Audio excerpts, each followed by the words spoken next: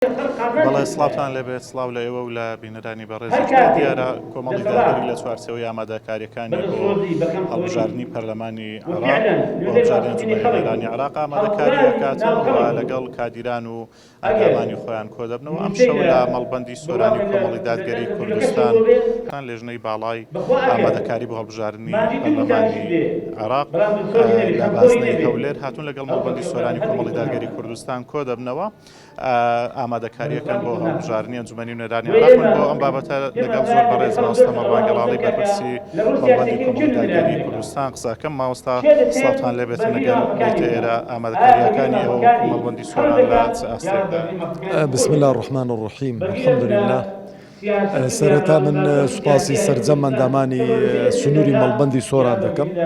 بە پیاوان و بە ژنان و بە گەنج و بە هەموو چین و توێژەکان کە بە گەرم و گوڕی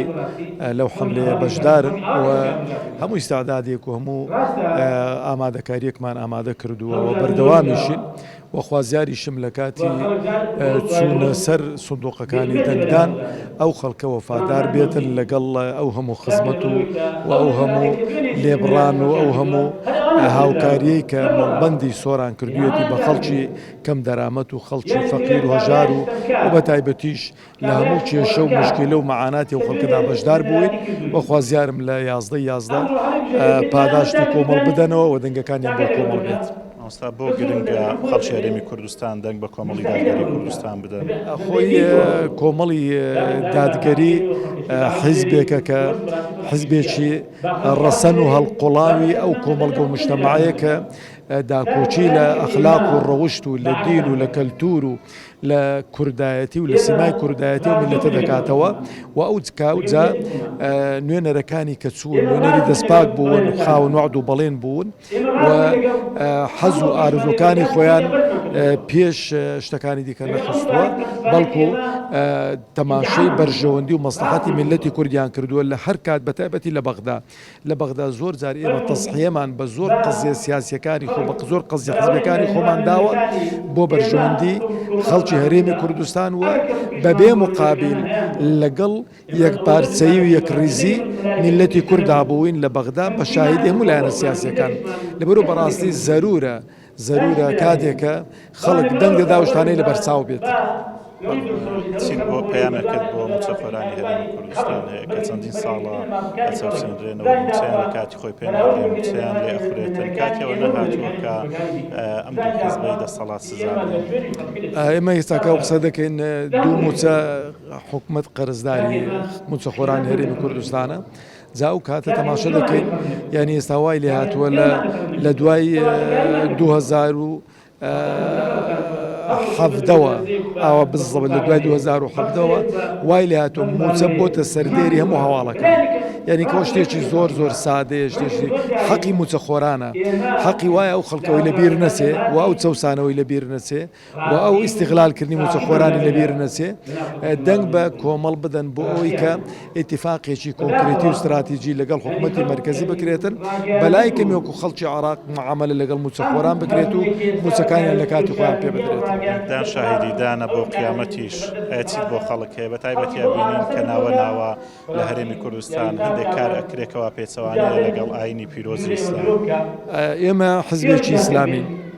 وەکە حیزبێکی ئیسلامین لە ناو خەڵکێکی موسڵمان داین و ئێمە و خەڵکی موسڵمانیشمان بەوە جوانین کە داکۆچی لە ڕەسەنایەتی دینداری موسڵمانەتی خۆمان بکەین و هەتا سەر ئێسقانیش دیفاع لەو ڕەسەنایەتی خۆمان دەکەین بە تایبەتیش دەیبینین ئەو فسق و فجوورەی کە بڵاو بۆتەوە لەو وڵاتی ئێمە ئەو دوو حیزبە دەسەڵاتدار ئەو دوو حیزبە عەلمانی بڵاویان کردوتەوە و دوور نەچین لەو چەند ڕۆژەی پێش ئێستانەکە لە زانکۆی ئەمەریکی کە بێڕێزی بە جلوبەرجی ئیسلامی دەکرێت جلوبەرجی خوشکانمان دەکرێت لەبەرەوەش ئەو بەهانەی کە دەیهێننەوە کە ئەو جلوبەرجی داعش نییە. ئێمە بۆ نمونە تەماشەکە ینی چەند ساڵێک وەرە دواوە خوشک و دایکانمان لە ڕەواندوس هەمیان نیقاب بوون خوشک و دایکانمان لە زاخۆ هەمیان نیقاب بوون یعنی تۆ گاڵتە بە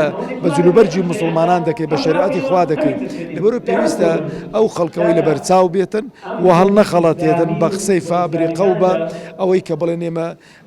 دیفاع لە دین دەکەین و ئێمە لە هەموو خەڵک مسلمانترین مسلمانەتی و دینداری لە مەیدانی عملی دەردەکەوێتن ئەو هەموو خراپە و خراپەکارێک کە لەو وڵاتی ئێمەدا سەری هەڵداوە ئەو دوو حیزب عەلمانی هێناویان. زۆر سپاس بەڕێز مامۆستا مەڕوان گەڵاڵی بەرپرسی مەڵبەندی سۆرانی کۆمەڵ دادگەری سپاس دەکەین. بەڵێ ئەمەوێت چەندی منێکی هەڵی مەڵبەندی سۆرانی کۆمەڵی دادگەریتان بوازمەوە دیارە لە ئێستادا بەڕێز مامۆستا عەبدولستار مەجید ئەندامی ئەنجومەنی باڵای سیاسی کۆمەڵی دادگەری قسەکا بۆ ئامادەبووان ژمارەیەکی بەرچاو لە خوشکان و لە برایان لە سنووری مەڵبەندی سۆرانی کۆمەڵی دادگەری ئێستا ئامادەیان هەیە و ئامادەکاریەکان بۆ هەڵبژاردننی یازەی ساڵی 2025 بەو هیوای کاندیدانی کۆمەڵی دادگەری کوردستان ژێکی باش لە دەنگەکانیان و کادیران و سەرجەم ڕێخستنەکانی کۆمەڵی دادگەری کار بۆ ئەوەکەن کە لیستی کۆمەڵی دادگەری کوردستان سەربخەن بەڵام لەگەڵ